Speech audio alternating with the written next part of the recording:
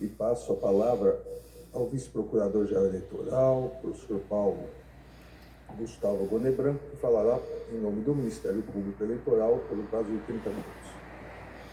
Excelentíssimo senhor presidente do Tribunal Superior Eleitoral, ministro Alexandre de Moraes, excelentíssima senhora vice-presidente do Tribunal Superior Eleitoral, ministra Carmen Lúcia, excelentíssimo senhor ministro Nunes Marques, excelentíssimo senhor corregedor-geral e relator do feito, ministro Benedito Gonçalves, excelentíssimo senhor ministro Raul Araújo, excelentíssimo senhor ministro Floriano de Azevedo Marques, excelentíssimo senhor ministro André Ramos Tavares, dignos advogados aqui presentes, que cumprimento na pessoa do ínclito e admirado Dr. Tarcísio Vieira de Carvalho, Dr. João Paulo Oliveira, senhoras e senhores. As particularidades fáticas do caso já foram apresentadas de modo exaustivo, e isso me permite resumir o parecer do Ministério Público Eleitoral, juntado aos autos, atendo-me às linhas principais da discussão da causa. A ação foi proposta contra o então presidente da República e o seu vice, que concorreram à reeleição. Todos os fatos descritos e apurados dizem respeito a condutas apenas do primeiro. Não se atribui ao candidato a vice-presidente nenhuma participação nos eventos que motivaram a investigação. Como não há mandato a cassar, adianto que o Ministério Público se manifesta pela improcedência da ação de investigação contra Walter Souza Braga Neto. A acusação contra o candidato a presidente da República atribui a ele abuso de poder político, indicando desvio de finalidade em reunião com embaixadores no Palácio da Alvorada, ocorrida em julho de 2022. A inicial relata que esse evento foi mais um de mais de uma dezena de outros em que o mesmo discurso de combate ao sistema de votação e apuração digital foi desfechado. A inicial também conta que houve transmissão do encontro por rede de televisão estatal, bem como veiculação nas redes pessoais do investigado. O êxito da ação de investigação eleitoral proposta, no que imputa abuso de poder político ao investigado, depende da reunião de 4 elementos. Primeiro, a condição de agente público do sujeito da conduta. Segundo, desvio de finalidade de situação vinculada ao cargo em que o sujeito está investido. Terceiro, a busca de vantagem para a situação eleitoral do candidato.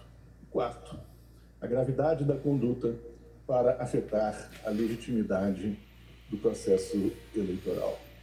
Ao ver o Ministério Público Eleitoral, todos esses elementos estão estampados nos autos.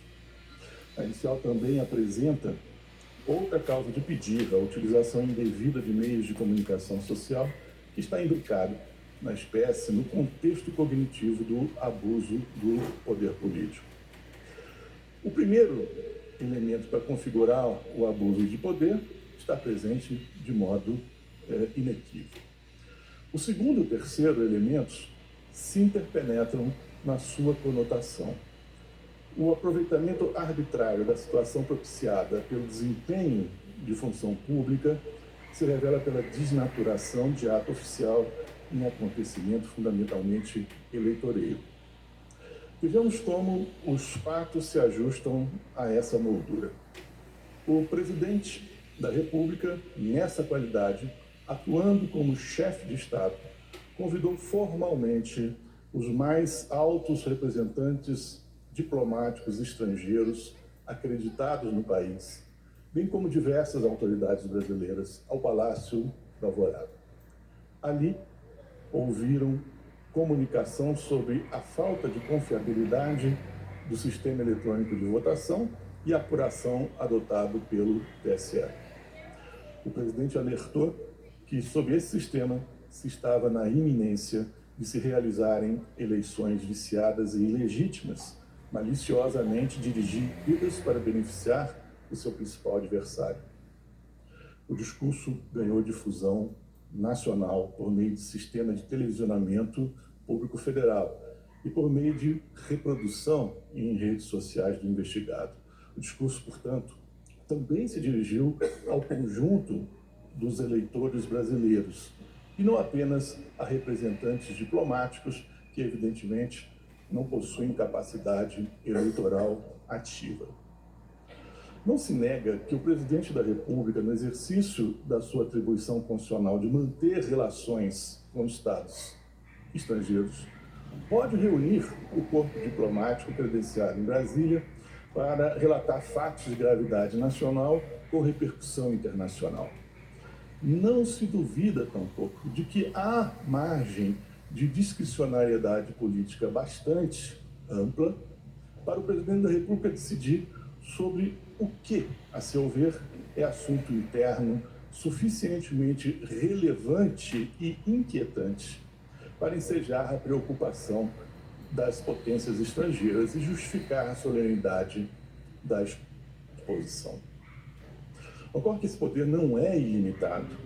Também aqui incidem os limites constitucionais da impessoalidade e da moralidade, que guiam toda a gestão dos assuntos da República.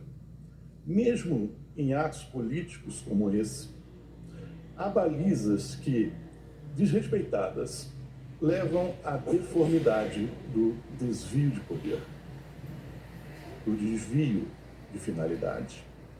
Esse desvio de finalidade não é predicado negativo apenas de atos administrativos em sentido estrito, mas pode também depreciar atos políticos. A reunião, portanto, comporta análise de déficit de legitimidade por desvio de finalidade.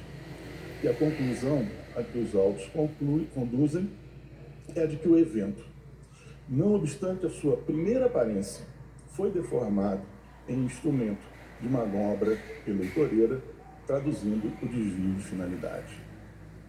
A reunião aconteceu exclusivamente para que fossem ouvidas palavras de desconfiança e descrédito com relação ao sistema eleitoral gerido pelo Tribunal Superior Eleitoral, com sugestões ainda desmerecedoras lançadas a integrantes da Corte. Já são conhecidas as passagens significativas do pronunciamento do presidente da República. Elas foram, e isso é de ser acentuado, apreciadas pelo tribunal no julgamento da representação que a Procuradoria-Geral Eleitoral ajuizou por propaganda ilícita. O plenário do TSE afirmou que todas essas recriminações assacadas fugiam à verdade e serviam a propósitos inadmissíveis. Diante dessa avaliação tão recente das palavras do ora investigado, não é o caso de, nesta exposição oral, em que alguma brevidade se impõe, retomar cada uma delas. O parecer escrito as reproduz e identifica para cada qual o contraponto que lhes escancara a inverdade. Basta, portanto, que se recorde o acórdão do TSE quando ele descobre as acusações feitas durante a reunião, dizendo que nelas há fatos anteriormente já desmentidos e carentes de qualquer tipo de prova idônea.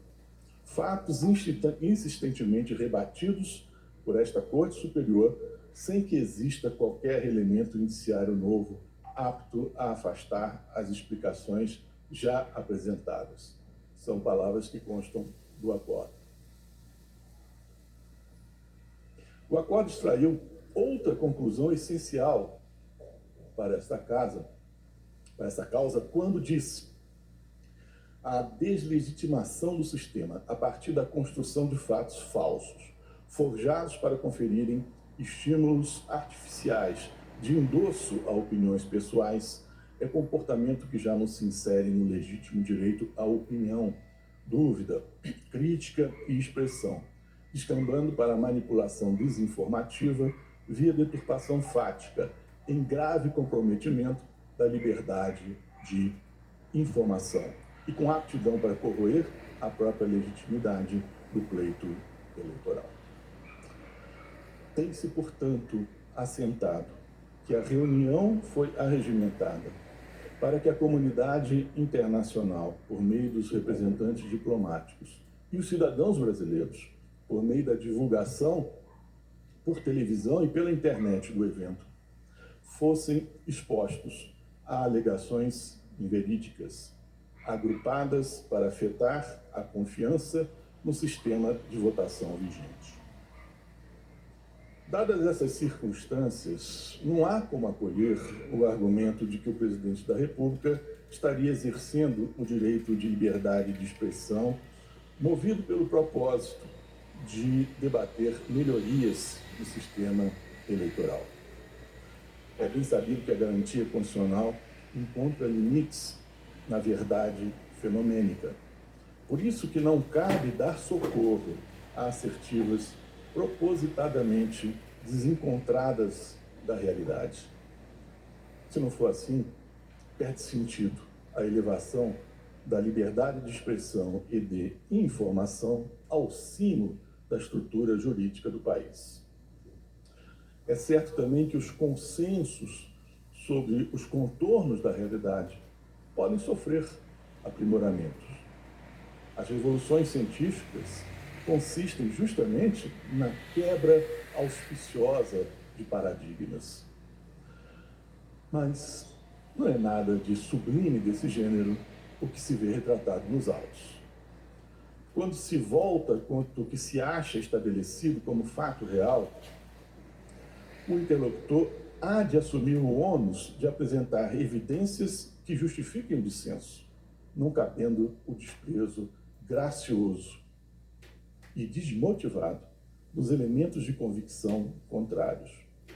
A responsabilidade do participante do debate político democrático sobe tanto mais de ponto, quando o que afirma é capaz de lançar descrédito sobre instituição nuclear para a existência democrática, como é o sistema de votação para a escolha dos que representam a vontade política do titular da soberania. Relançar aos cidadãos proposições que abalam a legitimidade do pleito eleitoral às vésperas da sua realização, que já foram desmentidas, já haviam sido desmentidas, e sem a exposição de novas bases que as fundamentem, não é contribuir para o progresso das estruturas da democracia, mas é degradá-la ardilosamente pela destruição da confiança de que o sistema depende. O que se tem pormenorizado nos autos é a ocorrência de pronunciamento que teve em mira vasto público, em que se repetiam assertivas insubsistentes, voltadas para incutir desassossego quanto à correspondência dos resultados oficiais do pleito com a efetiva vontade popular. Todo o discurso buscou produzir a errada impressão de que o processo de votação é obscuro, insuscetível de confiança, aparelhado para manipulações de resultado e para forjar uma vitória do adversário, do autor do pronunciamento, que seria vítima dessas cavilações. Um discurso dessa ordem não compõe o domínio normativo da liberdade de expressão. O discurso, ao mesmo tempo que ensejava indisposição do eleitorado para com o candidato oponente, que seria o suposto beneficiário dos esquemas espúrios imaginados, despertava apoio à posição do presidente da República como candidato acossado por sinistras engrenagens típicas da espécie de política a que ele seria estranho. A circunstância de essas palavras haverem sido vertidas com solenidade pelo chefe de Estado perante a comunidade dos representantes diplomáticos estrangeiros induzia o cidadão a conferir ainda maior verossimilhança às acusações infundadas, em prejuízo da clareza da verdade. A reunião para propagar notícias falsas e conclusões falaciosas não respondeu, assim, a razões de Estado que justificariam a cerimônia. O intuito foi apenas e nitidamente eleitoreiro. Está caracterizado que o candidato à reeleição se valeu da sua situação funcional de presidente da República para, mediante notícias que sabia ou deveria saber serem desavindas da verdade, obter a atenção e a adesão de eleitores. Está caracterizado o uso da função pública para benefício eleitoral indevido. Enfim, a desconexão do ato com algum propósito legítimo exibe o desvio de finalidade. O segundo e o terceiro elementos característicos do abuso de poder estão demonstrados. O quarto elemento, da gravidade da conduta, pode ser enxergado sob dois ângulos. A impugnação do sistema de votação e apuração, empreendida pelo presidente da República, com argumentos desautorizados pelos fatos, nas condições vistas, apresenta gravidade em si mesmo. O discurso que reiterava outros tantos é apto para, por si, perturbar a tranquilidade institucional que deve ambientar as eleições do sistema democrático. A desconfiança quanto à fidelidade do resultado apurado à efetiva manifestação de vontade de eleitor é causa de estremecimento do apoio popular à própria existência de eleições. A normalidade e a legitimidade das eleições ficam atingidas. O sistema representativo desacreditado solapa a base da opção fundamental do Constituinte por um Estado democrático de direito. Críticas mais do que temerárias, críticas sabidamente infundadas ao funcionamento do sistema de votação incorporam esse risco, revelando-se assim de ressaltada gravidade. Essa avaliação tem o abono do Supremo Tribunal Federal. Na TPA 39, a gravidade íncita a ataque infundado contra o sistema de votação foi realçada no voto do ministro Gilmar Mendes, quando ele disse: o discurso de ataque sistemático à confiabilidade das urnas eletrônicas não pode ser enquadrado como tolerável em um Estado democrático de direito, no qual se propugna o sufrágio universal pelo voto direto e secreto como direito fundamental qualificado como cláusula pétrea, especialmente por um pretendente a cargo político. Tal conduta, diz o ministro, ostenta gravidade ímpar, pode comprometer o pacto social em torno das eleições.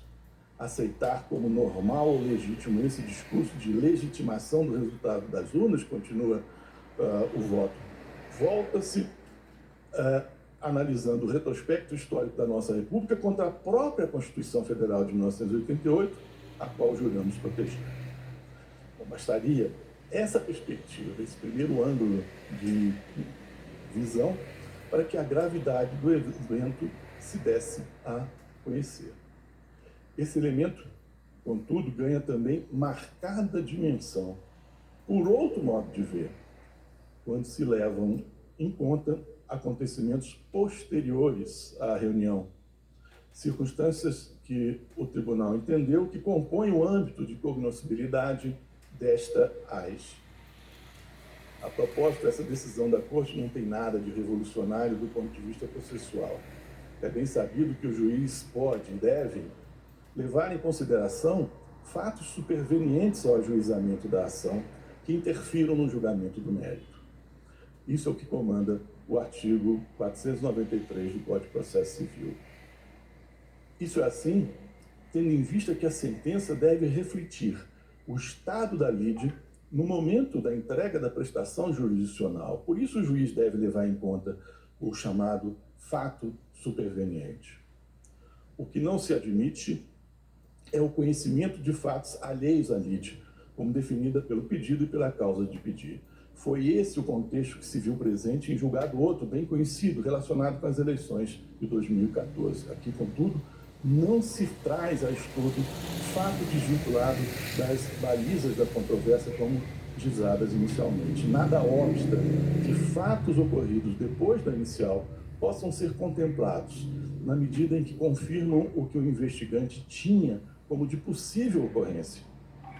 Esses fatos, que antes estavam no plano da potencialidade, passam adiante ao campo da atualidade, sem se desgrudarem do fato base que animou a propositura da demanda.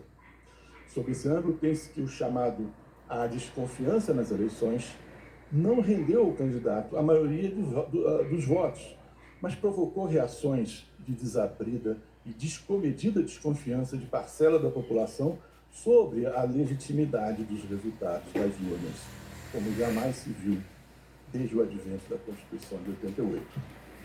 É notório que depois das eleições aconteceu uma inédita mobilização de populares que rejeitavam aberta e publicamente o resultado do pleito, recusando-lhe legitimidade.